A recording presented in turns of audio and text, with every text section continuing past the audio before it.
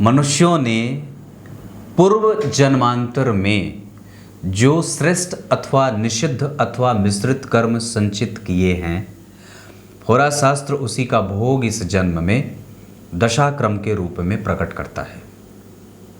इसका अर्थ ये होता है, आप आराम से बैठ जाइए इत्मीनान से, बिल्कुल ही शांत और चित्त को स्थिर करके।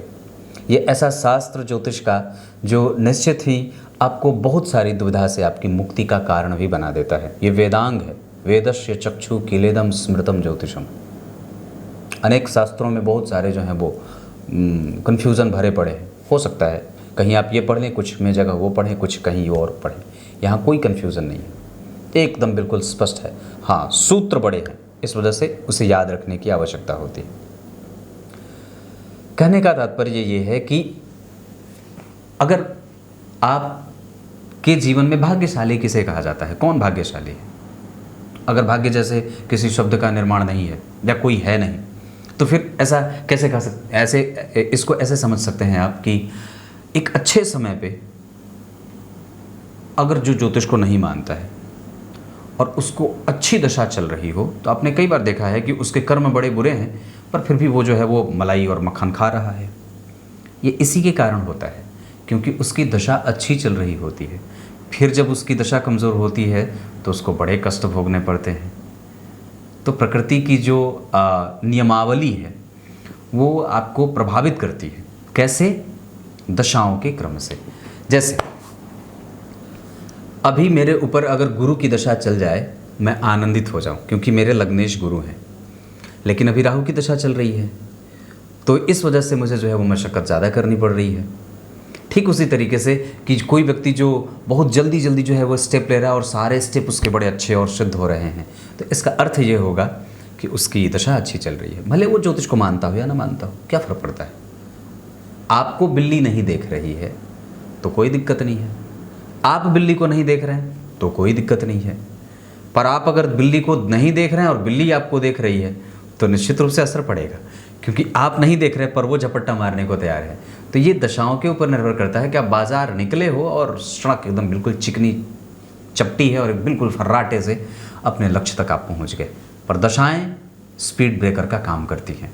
अगर अच्छे समय पे दशा अच्छी आ जाए तो आनंद ही आनंद है, और अगर बुरे समय पे, अगर अच्छे समय जीवन के उस क्रम में अगर कुछ अजीब और अच्छी दशा चली नहीं तो फिर गड़बड़ है, मशक्क़त बाकी है। ये ऐसे ऐसे चीज़ों को समझने की आवश्यकता है।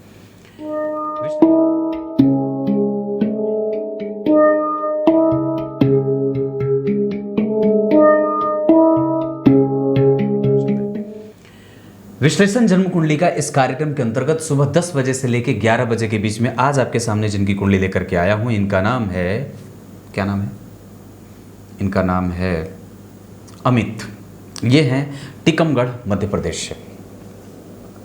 भगवान ने इनकी कुंडली कुंभ लग्न की बनाई है। कुंभ लग्न के लोग बड़े निर्मल होते हैं, पवित्र होते हैं और संतान से युक्त होते हैं। संतान का सुख इनको मिलता रहता है। बुद्धि पवित्र होती है, दार्शनिक भाव होता है। कभी भी अपने जीवन में गरिमा युक्त जीवन जीना इन्हें बड़ा अच्छा लगता है।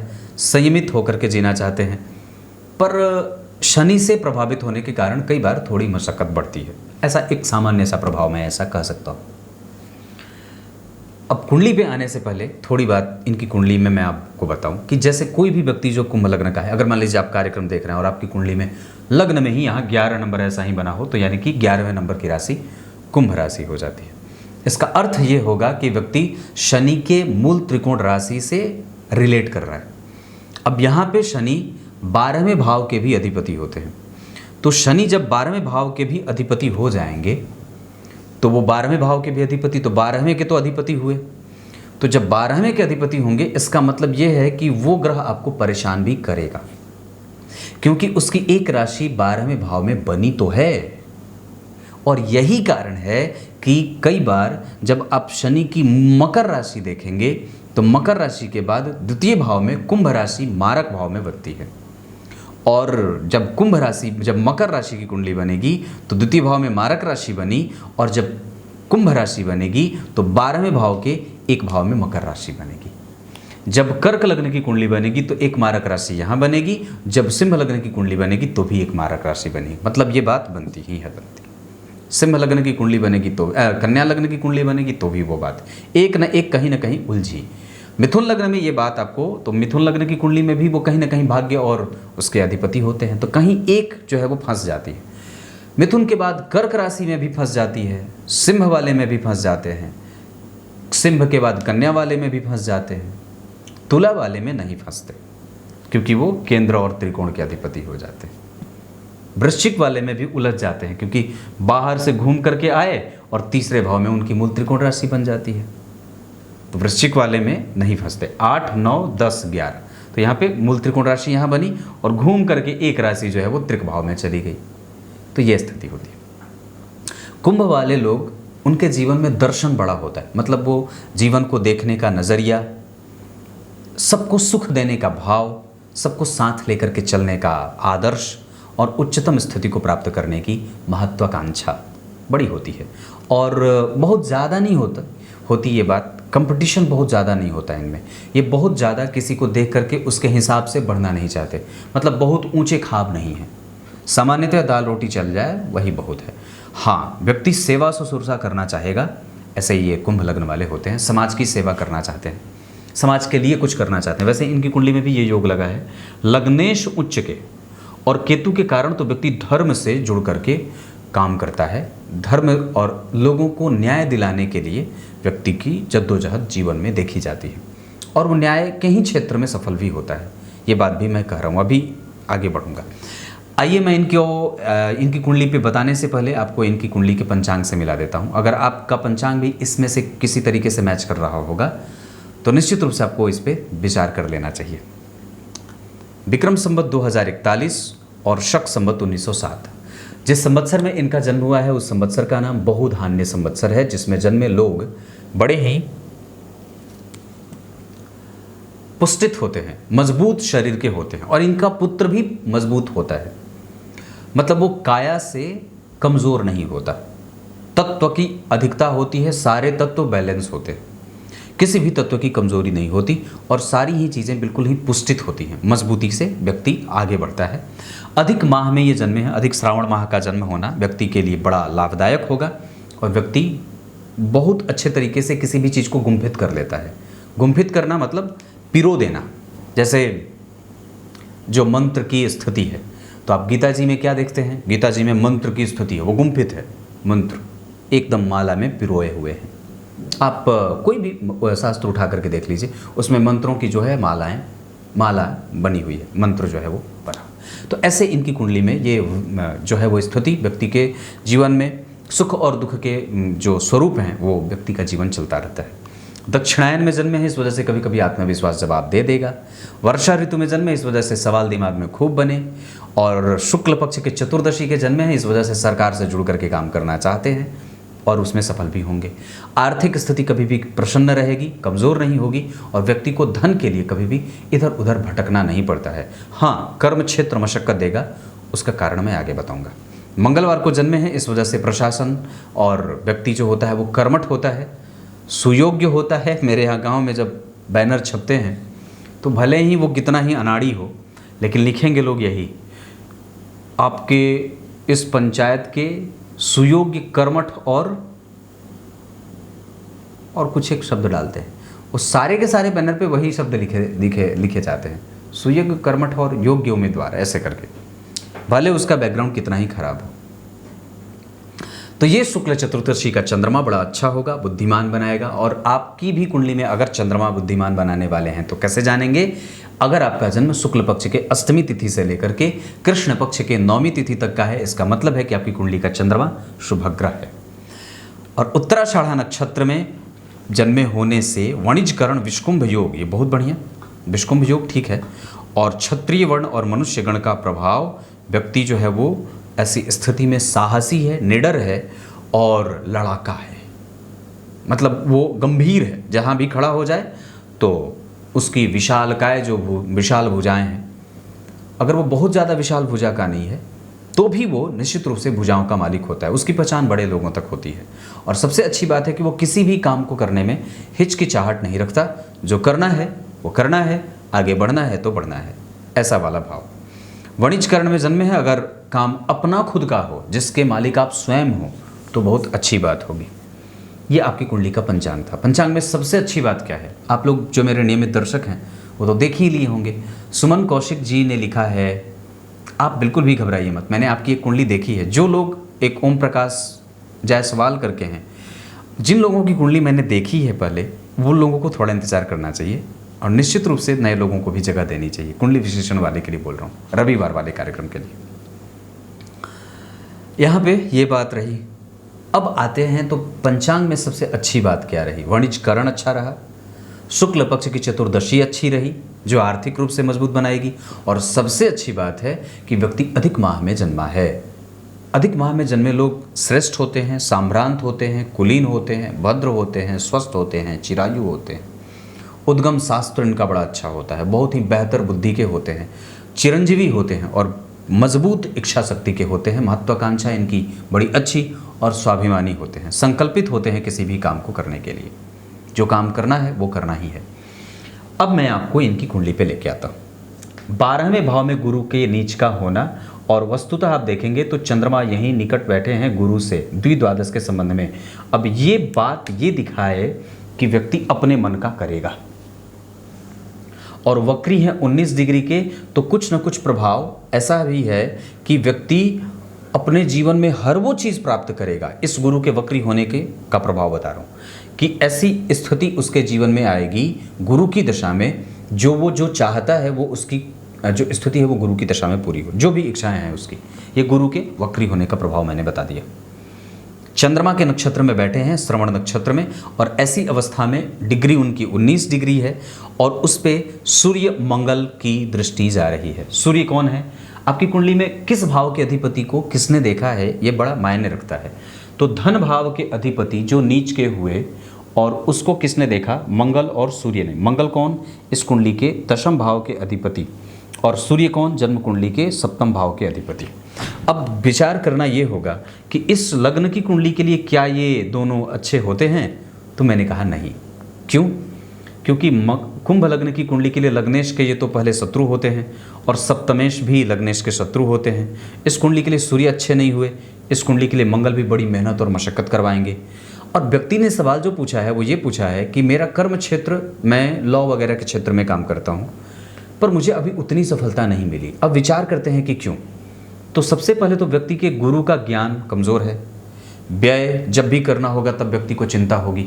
जब कभी भी कोई चीज़ हो, व्यक्ति की ऑप्टिमिस्टिक प्रवृत्ति, व्यक्ति के जीवन के सकारात्मक माहौल, व्यक्ति के जीवन का धार्मिक माहौल, वो जो जितना वो देता है उसको उतना मिल जाए, वो नहीं मिला। प्रभाव जितना मिलना चाहिए वो नहीं मिला।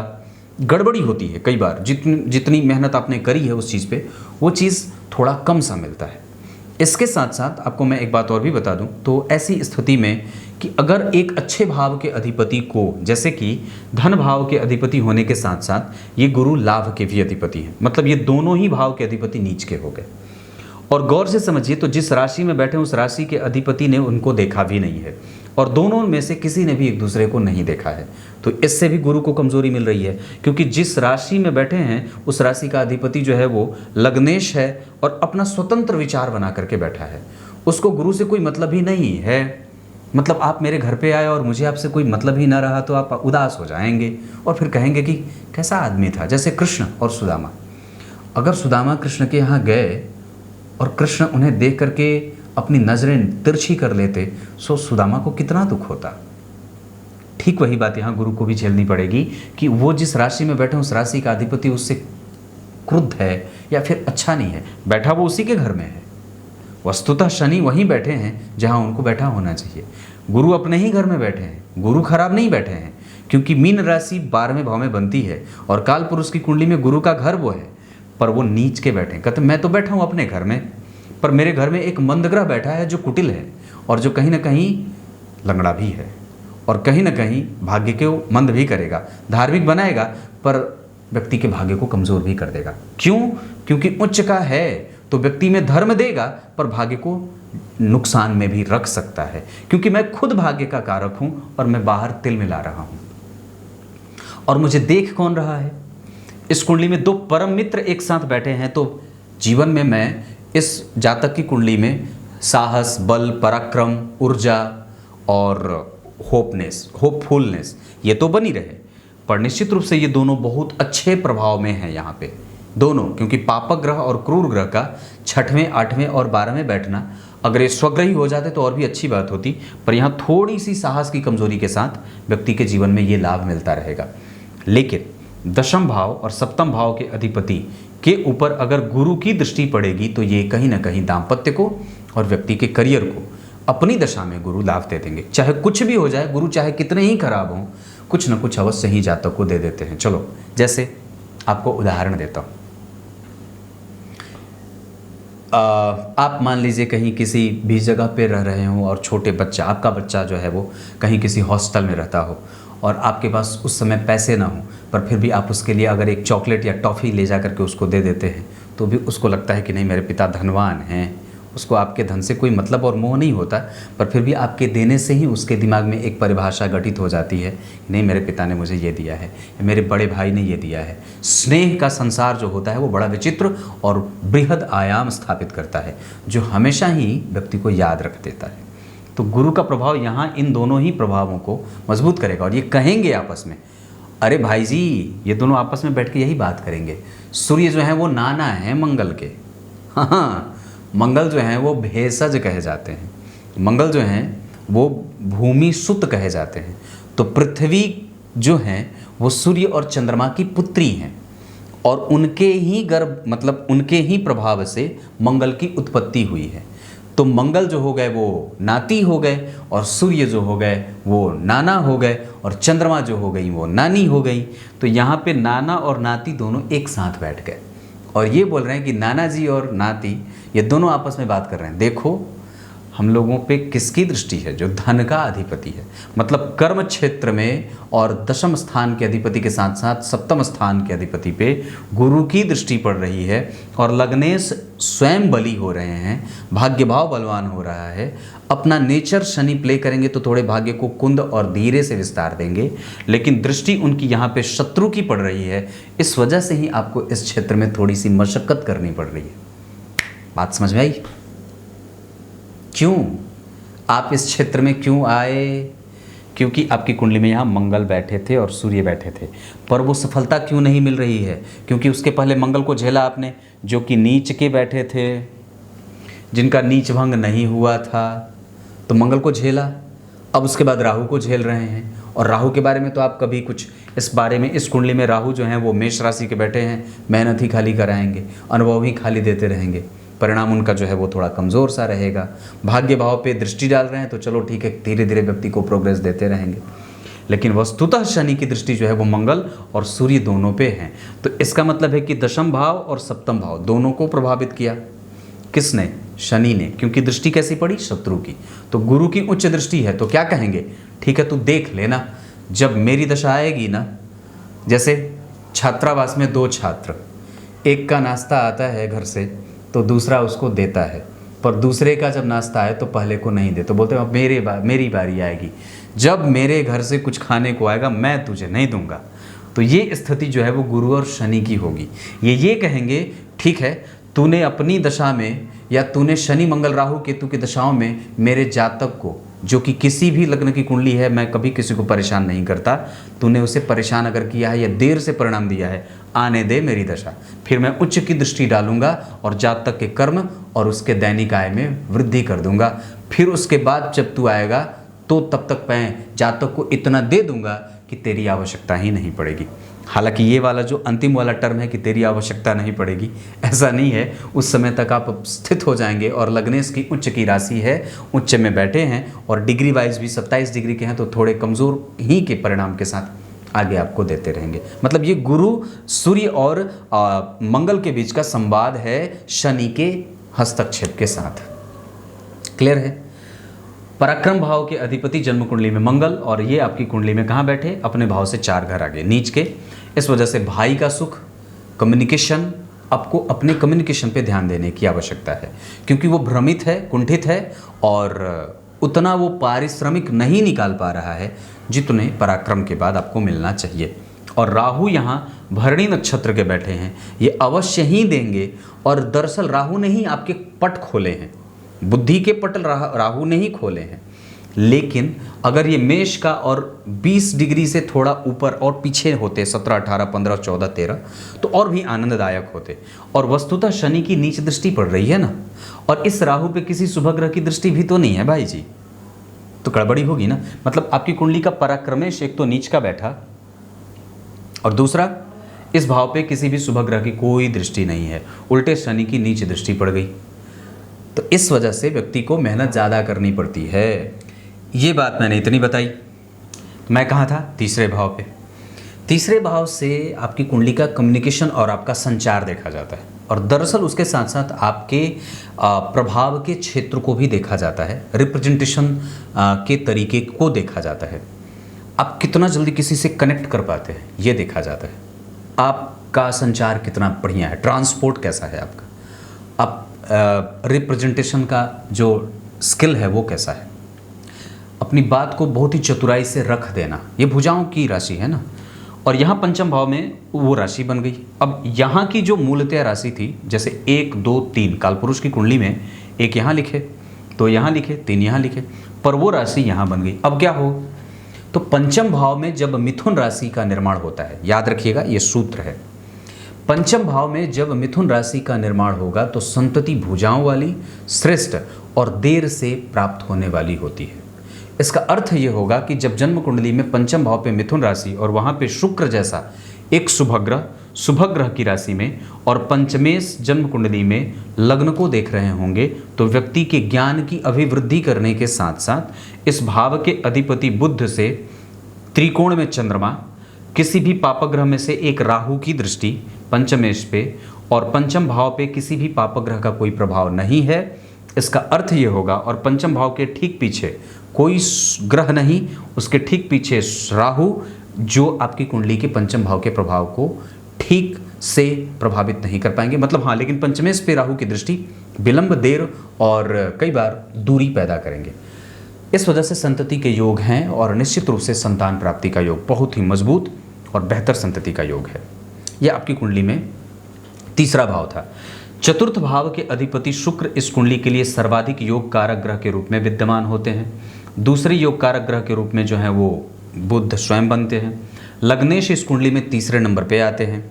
मूल त्रिकोण राशि है, 27 डिग्री के बैठे, थोड़े ढलान की तरफ हैं, और विशाखा नक्षत्र में बैठे हैं, गुरु के नक्षत्र में, गुरु नीच के, और जन्म कुंडली में श्रवण नक्षत्र के गुरु आपको बहुत ज़्यादा ज्ञानी, बुद्धिमान, तेजस्वी और सामंजस्य की वृत्ति रखने वाला बनाएंगे।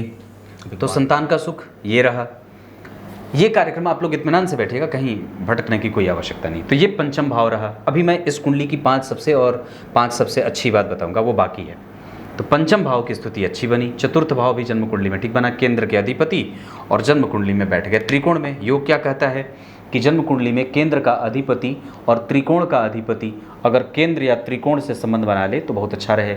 जिस नक्षत्र में शनि बैठे हैं उस नक्षत्र का अधिपति नीच का 12वें, इस वजह से शनि का बल थोड़ा घटेगा।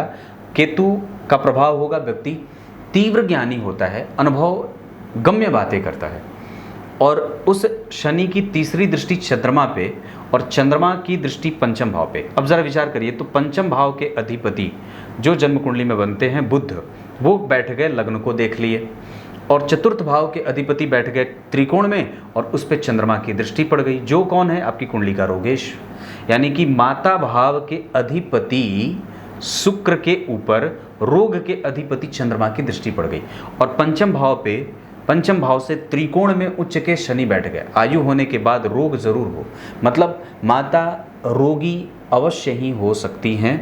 इस वजह से व्यक्ति को बुध की दशा में या जन्म कुंडली में चंद्रमा की दशा में, अंतर प्रत्यंतर की भी बात करता हूँ, शुक्र का प्रभाव हो, राहु केतु का प्रभाव हो, इन सभी दशाओं में बुध, चंद्रमा, शुक्र, शनि, राहु, केतु, इन 3, 4, 5 दशाओं में माता के स्वास्थ्य का विशेष ख्याल, संतान के स्वास्थ्य का विशेष ख्याल, पत्नी के स्वास्थ्य का विशेष ख्याल, घर के सदस्य का विशेष ख्याल रखना ही होगा। क्लियर है? ये आपका पंचम भाव। मृगशिरा में बैठे हैं, इस वजह से व्यक्ति के पास अदम्य साहस तो होता ही है, लेकिन उसके पास दिखावापन भी कई गुना ज़्यादा हो जाता है। और यही शुक्र जो मंगल से प्रभावित हैं आपकी कुंडली में, और ये मंगल जो जन्म कुंडली में अगर नीच के नहीं होते और ये शनि उच्च के हुए आपकी कुंडली में, अगर इसी शनि पे गुरु की दृष्टि पड़ जाती ना तो और भी ज़्यादा अच्छी बात होती। पर आपकी कन्विंसिंग कैपेसिटी बड़ी अच्छी है, ग्रास्प कैपेसिटी बड़ी अच्छी है, एनालिटिकल एनर्जी बड़ी अच्छी है, और व्यक्ति कभी भी निंदनीय कृत्य नहीं करेगा, क्योंकि नाना और नाती दोनों एक साथ बैठे हैं। तो ये कभी भी एक साथ जब होंगे तो व्यक्ति के नाना जो होते हैं वो उसके गुरुवत होते हैं, गुरुतुल्य होते हैं। जो भी हमारे जीवन में बड़े होते हैं वो हमें गुरु तुल्य ही आशीर्वाद देने की योग्यता और क्षमता रखते हैं। ऐसी अवस्था में ये भाव आपकी कुंडली में थोड़ी बहुत कमजोरीपन के साथ ये दोनों थोड़े थोड़े कमजोर होंगे। हालांकि दोनों ही क्रूर और पापग्रह होते हैं, मंगल पापक और सूर्य क्रूर। ऐसी अवस्था में यहाँ पे इन लोगों का बैठना बड़ा अच्छा होगा, क्योंकि छठवें भाव के अधिपति अगर एकादशवें में नहीं बैठे होते तो आपको ये दारिद्र दोष लगता है। जैसे छठवें भाव के अधिपति का एकादशवें में बैठना और सूर्य के नक्षत्र में बैठ जाने से व्यक्ति के पास अध्यात्म का, व्यक्ति के पास मोरालिटी, व्यक्ति के पास चिंतन, व्यक्ति के पास अनुभव, व्यक्ति के पास महत्वाकांक्षा, व्यक्ति के पास उसका कंट्रोलिंग कैपेसिटी, ये सब बड़े ही मजबूत, और किसी भी चीज़ को बैलेंस करने का जो प्रभाव होता है बड़ा दिव्य होता है। तो ये आपकी कुंडली के जो है वो मंगल और सूर्य की बात मैंने बताई।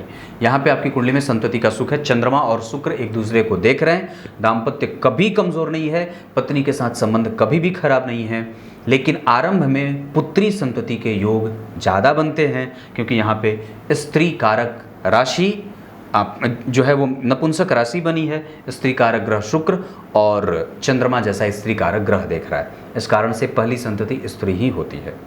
क्लियर है? स्त्री राशि का प्रभाव यहाँ है, लेकिन बुध कम से कम केंद्र में बैठे हैं, केतु लग्नेश के साथ बैठे हैं, तो पुरुष संतति भी अवश्य प्राप्त होगी।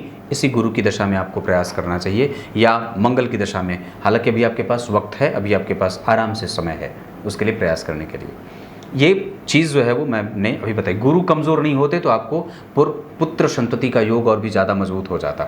लग्नेश अगर केतु के साथ हैं, बुध अगर लग्न को देख रहे हैं, तो पुरुष संतति के योग अवश्य बनेंगे, कोशिश करनी चाहिए। दूसरे नंबर पे इसके लिए पत्नी की कुंडली भी अवश्य ही देख लेने की आवश्यकता होगी।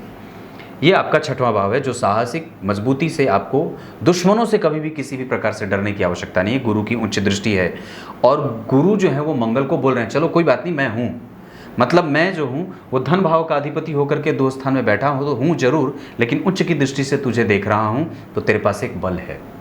हाँ, लेकिन जब कभी भी व्यक्ति के जीवन में धन संचित करने की बात होगी उसको दिक्कत होगी, क्योंकि धनेश का 12वें जाना और लग्नेश का राहु केतु के संपर्क में होना। पापग्रह भी लग्नेश होते हैं तो कमज़ोर नहीं होते, वो अच्छे होते हैं।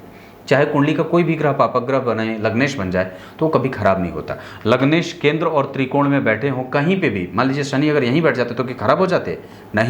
नहीं खराब होते, क्योंकि लग्नेश होकर के दशम भाव में बैठे हैं, लग्नेश होकर के भाग्य भाव में बैठे हैं, लग्नेश होकर के पंचम भाव में बैठे, लग्नेश होकर के सप्तम में बैठ करके लग्नेश को देख लिया, लग्न को देख लिया, तो ये चीज़ें अच्छी हो जाती हैं, क्योंकि ये शुभ भाव है। शुभ भाव में लग्नेश का बैठना और भी ज़्यादा जातक के जीवन को भाग्यशाली बनाता। आप सीधी सी बात है, एनालाइज करके देख लीजिए कि आपने मंगल की दशा को झेला है, जो इस कुंडली में आपको खाली मेहनत कराया, और उसके पास अगर गुरु का बल नहीं होता तो वहाँ से आप सीखते नहीं। और दरअसल इसने ही आपके दिमाग में ये वाला क्षेत्र दिया था, कानून वाला, क्योंकि ये कानून और काले कोट का भाव होता है। क्लियर है? शनि ठीक है आपको इसी क्षेत्र में गुरु की दशा में, अभी समय आपके पास 28 से और भी ज़्यादा 5-6 साल का जो है वो रगड़ है, इसको रगड़ना होगा। 7वें भाव के अधिपति जन्म कुंडली में पीछे आर्थिक विपन्नता तो नहीं है, पर पत्नी बीमार और कई बार पत्नी की मृत्यु पहले हो जाती है, ऐसी एक सामान्य सी बात है। हालांकि उसके लिए उनकी कुंडली भी आवश्यक होगी। और पत्नी का भाव, यहाँ बुध का बैठना, सिंह राशि, अगर सप्तम भाव में सिंह राशि का निर्माण हो जाए तो व्यक्ति चारित्रिक रूप से कभी भी दोषी नहीं होता, लेकिन हाँ वो दृष्टि सब पे रखता है, बहुत ही पारखी दृष्टि का होता है, नज़र को इतनी शालीनता से उठाता और रखता है कि सामने किसी को पता भी ना चले कि व्यक्ति ने क्या देखा है। ये देखने की कला अद्भुत और काम कला का माहिर व्यक्ति को सप्तम भाव में बैठे शनि की सूर्य की राशि दिखा देती है। मतलब ये आपकी कुंडली की एक ऐसी बात जिसको कह सकते हैं कि ये मारक भाव है। सप्तम भाव में बुध का बैठना जो है वो व्यक्ति को कई बार उसका ही ज्ञान उसके काम नहीं आता है, और उसका ही अनुभव कई बार उसके काम नहीं आता। उसके ही दिमाग से चुरा करके कोई लोग आगे बढ़ जाए और वो वहीं पे बैठा का बैठा रह जाए।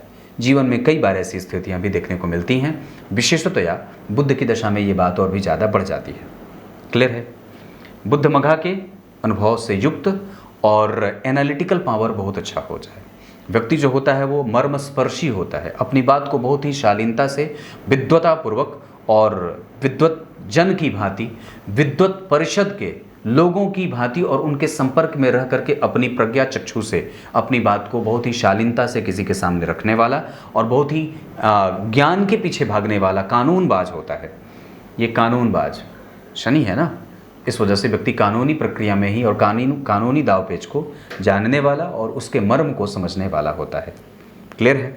बुद्ध का प्रभाव दातूनी, बोलने वाला, जिज्ञासु और व्यक्ति को नारद जी का या भगवान नारायण के भक्त के सदृश नारायण का भक्त बना देता है। लग्नेश भाग्य भाव में है, ये तो वैसे भी ठीक है। अगर गुरु आपकी कुंडली खराब नहीं होते ना तो अच्छी बात होती। अष्टम भाव के अधिपति जन्म कुंडली में बैठे हैं, लग्न को देख रहे हैं, लेकिन ये पंचमेश भी होंगे और अष्टमेश होंगे, आयु देंगे, क्योंकि इस कुंडली में नीचे ही इस भाव से तुरंत ही निकट शनि बैठे हैं, तो घबराने की कोई आवश्यकता नहीं है। आपकी कुंडली में गठिया बाय वगैरह की स्थिति नहीं है, तो इस वजह से परेशान होने की बात नहीं है। आपकी कुंडली में बुद्ध वक्री हैं, गुरु वक्री हैं, ये दोनों ग्रह वक्री जरूर हैं। और निश्चित रूप से एक बात कहूँगा कि 1 डिग्री के वक्री हैं तो कई बार वो सक पकाहट दे देते हैं और कंफ्यूज कर देते हैं। ज्ञान है पर उसको किसी के आलंब की आवश्यकता पड़ जाती है। आरंभ से ही व्यक्ति को किसी के ऊपर जो है वो टिक करके काम करने की जो है वो स्थिति बन जाती है, तो ये बुद्ध के कारण ऐसा होता है। रिसर्च पावर बहुत अच्छा है, खोजबीन की स्थिति बहुत अच्छी है। अगर व्यक्ति को कोई काम सौंप दिया जाए तो वो आसानी से उसको निर्णय और अंतिम निर्णय तक पहुंचा देता है। जीतने की शक्ति है क्योंकि लग्नेश बलवान है। गुरु ज्ञान की वृद्धि होने के बावजूद भी व्यक्ति को उतना नहीं मिलवा पाते जितनी आवश्यकता है। एकादशी, रविवार का नमक और एकादशी का व्रत और किसी मंदिर का दर्शन और गीता जी के अध्याय का पाठ, नारायण कवच का पाठ आवश्यक है और आदित्य हृदय स्तोत्र का पाठ आवश्यक है। ये मंत्र जो होते हैं वो परमाणु बम से भी ज़्यादा जो है वो कारगर होते हैं।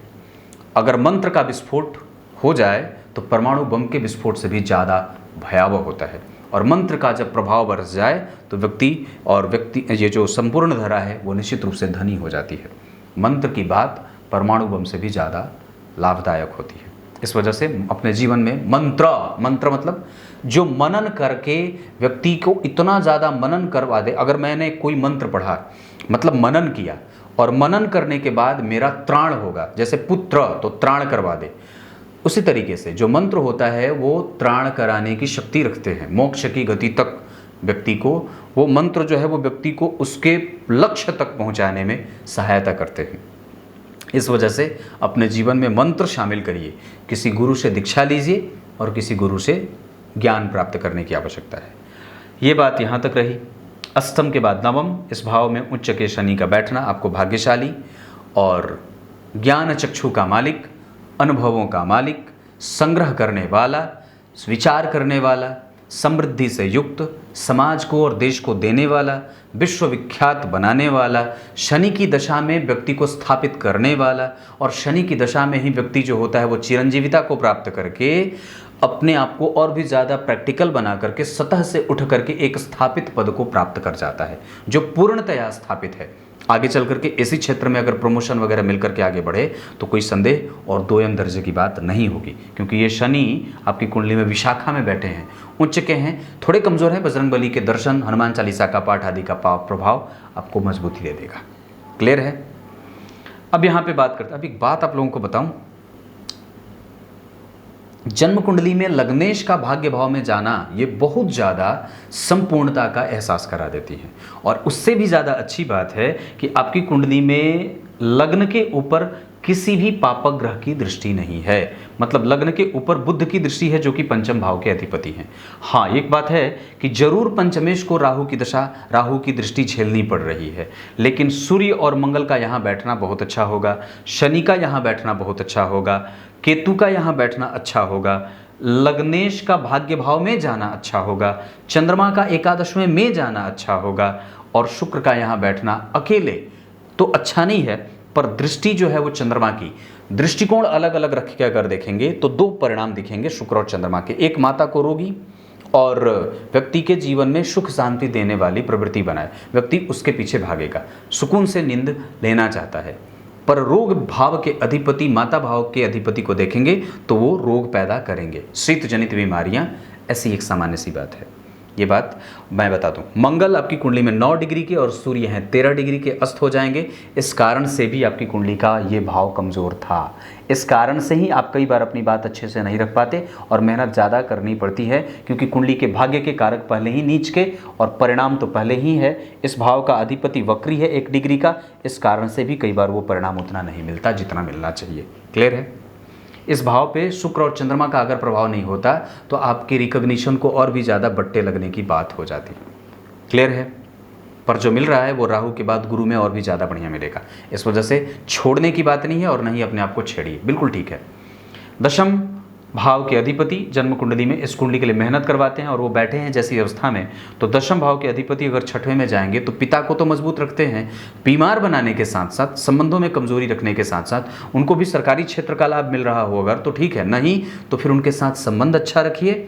और अगर वो नहीं है तो इसका एक परिणाम आपको बता दूं कि जिस स्थिति में पुष्य नक्षत्र में बैठे हैं और शनि उच्च के हैं, ऐसी अवस्था में व्यक्ति के जीवन में काले कोट से जोड़ करके काम करने के अतिरिक्त व्यक्ति का कर्म क्षेत्र थोड़ी बहुत परेशानियों के साथ ही यूं आगे बढ़ता रहता है। ये कार्यक्रम के इस हिस्से के बाद मैं आगे दशमांश कुंडली का जब अध्ययन करूंगा शाम वाले कार्यक्रम में, तो इस बात पे और भी चर्चा करूंगा दशमांश कुंडली को देख करके। इसका मतलब है कि अगर दशम भाव के अधिपति छठवें में जाएंगे तो परेशानी, विलंब और मुक्ति देने में देर करते हैं, परिणाम मिलने में देरी होती है, ये एक सामान्य सी बात होगी। एकादशवें भाव के अधिपति 12वें में, इस वजह से मैं समझता हूं कि धनदायक तो हैं, किसी भी भाव का अधिपति अपने भाव से अगर एक घर आगे जाए तो अच्छा होता है, वो धन का मार्ग खोलता है।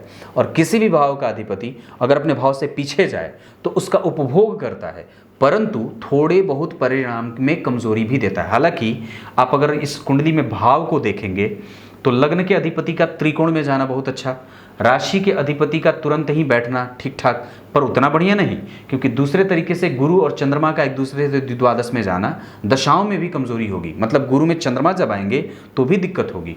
गुरु में बुध, गुरु में चंद्रमा, चंद्रमा में गुरु, चंद्रमा में शनि, चंद्रमा में बुध, ये सब कुछ कमजोर दशाएं होंगी, तो इस पे हमें ध्यान रखने की आवश्यकता होगी। यानी कि अब दूसरी बात, इस भाव से 4 घर आगे शुक्र का बैठना अच्छा होगा और इस भाव से 1 घर आगे राहु का बैठना ठीक नहीं होगा। इस घर से 4 घर आगे इस भाव के अधिपति का पापग्रह होकर के बैठना अच्छा नहीं होगा, लेकिन इस भाव से 3 घर आगे शुक्र का बैठना भी इस भाव को कमजोरी दे देगा। चतुर्थ भाव के अधिपति का पंचम में बैठना केंद्र त्रिकोण योग बनाएगा, पर इस भाव से ठीक आगे 2-2 पापग्रह इस भाव का साहस बढ़ाएंगे, इस भाव का साहस बढ़ाएंगे। इस भाव का साहस कम हो रहा था, इस भाव का बल बढ़ रहा था। मतलब दाम्पत्य के बाद व्यक्ति जो है वो जो चल अचल संपत्ति होती है उसको इकट्ठा करने में सूर्य और मंगल की दशा और शुक्र की दशा और शनि की दशा के साथ साथ व्यक्ति की कुंडली में ये सब जो दशाएं होंगी वो लाभदायक हो सकती हैं। पंचम भाव में तीसरे गए हैं, ये ठीक नहीं होगा, इस वजह से विलंब से पुत्र की प्राप्ति होगी, क्योंकि गुरु भी नीच के हैं। और पंचम भाव से 5 घर आगे शनि का उच्च का होना इस भाव का सुख बढ़ाएगा, यानी कि वो है जरूर। लेकिन इस भाव के बाद अगर आप यहाँ देखते हैं तो इस भाव के अधिपति का षडाष्टक में जाना दारिद्र दोष पैदा करेगा, और इस भाव से ठीक 4 घर पीछे राहु का जाना इस प्रभाव को कमजोर और कंफ्यूज करेगा। इस भाव से ठीक आगे शुक्र का और बुध का बैठना ये इस भाव को लाभ देगा और व्यक्ति को विजित बनाएगा, विजेता बनाता है, जितेंद्रिय बनाता है, बुद्धिमान बनाने के साथ साथ व्यक्ति को सांसारिक सुखों का लाभ देता है और साथ ही साथ उसको दुश्मनों से, उसकी हमेशा ही उसके दुश्मनों से उसकी रक्षा करता है। इस भाव के अधिपति का जन्म कुंडली में पीछे जाना आर्थिक रूप से कभी दिक्कत ना हो, पर दाम्पत्य में पत्नी के स्वास्थ्य को कई बार बीमार कर सकता है। अष्टम भाव के अधिपति का जन्म कुंडली में सप्तम में आकर के देखना, इस भाव से ठीक पीछे बैठा हो तो व्यक्ति अपने ज्ञान चक्षु का भरपूर इस्तेमाल करेगा, भरपूर सहयोग और भरपूर लाभ लेगा। लेकिन इस भाव से ठीक आगे शनि का बैठना भी आयु की वृद्धि करने वाला होगा। शुक्र जन्म कुंडली में यहाँ बैठे तो व्यक्ति के पास प्रतियोगिता और प्रतियोगिता से जीतने की क्षमता, ये दोनों ही रहे।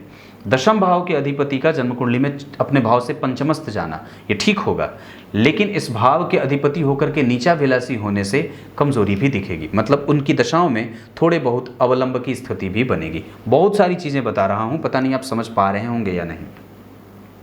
दशम भाव से एक घर आगे चंद्रमा का होना ये धनदायक हो, किसी भी भाव से एक घर आगे चंद्रमा बैठे हैं उसका भाव बढ़िया बढ़ता है। एकादशवें भाव में चंद्रमा का बैठना संपूर्ण सिद्धियों का व्यक्ति को मालिक और सब कुछ प्राप्त हो जाता है। ये बात क्लियर है। चंद्रमा उत्तराषाढ़ा में, सूर्य छठवें में, और ये स्थिति थोड़ी सी कमजोर। हालांकि छठवें भाव के सूर्य व्यक्ति को पित्त रोगी बनाते हैं और कई बार व्यक्ति को वात, पित्त और कफ में से तीनों अनकंट्रोल्ड होते रहते हैं। नैतिकीय तत्वों से व्यक्ति कभी भी मरेगा नहीं, उसकी आत्मा कभी मरेगी नहीं, जैसे आजकल के लोगों की मर गई है। क्लियर है। गुरु नीच के हैं, पुत्र पे, पत्नी पे, गुरु पे, पिता पे, माता पे, अपने व्यय पे हमेशा ही सामान्य दृष्टिकोण रखना है और सबको एक जैसा समझना है। ये आपकी कुंडली का प्रभाव और ये आपकी कुंडली का विश्लेषण। अब बाकी की चीज़ें मैं आपको आज शाम के कार्यक्रम में बताऊंगा। कुंडली की 5 सबसे अच्छी बातें जो बताना चाहूँगा: लग्न के अधिपति का यहाँ बैठना, एकादशवें के चंद्रमा, और जन्म कुंडली में धन भाव के अधिपति का मंगल और सूर्य को देखना, जो कि दशम और सप्तम के अधिपति हैं। शुक्र का जन्म कुंडली में चंद्रमा के द्वारा देखा जाना, पर रोगेश हैं इस वजह से थोड़े कमज़ोर। और राहु का प्रभाव यहाँ पे व्यक्ति को पराक्रमी बनाएगा, पर वो देंगे थोड़े कमज़ोर। राहु की दृष्टि चंद्रमा पे, राहु की दृष्टि शनि पे और राहु की दृष्टि बुध पे। ऐसी अवस्था में व्यक्ति के पास तर्क क्षमता बहुत अच्छी हो, थोड़ी कमज़ोर। राहु की दृष्टि यहाँ पे व्यक्ति को धार्मिक और मार्मिक बनाते हैं। राहु की दृष्टि यहाँ पे व्यक्ति को और भी ज़्यादा लाभकारी योग में, लेकिन तटस्थ होकर के 50% के साथ व्यक्ति के जीवन में ग्रहण के साथ आगे बढ़ने का योग बना देते हैं। कुछ इसी तरीके से आज के कार्यक्रम का समापन करेंगे। तब तक के लिए इजाज़त दीजिए। तब तक के लिए बहुत बहुत नमस्कार।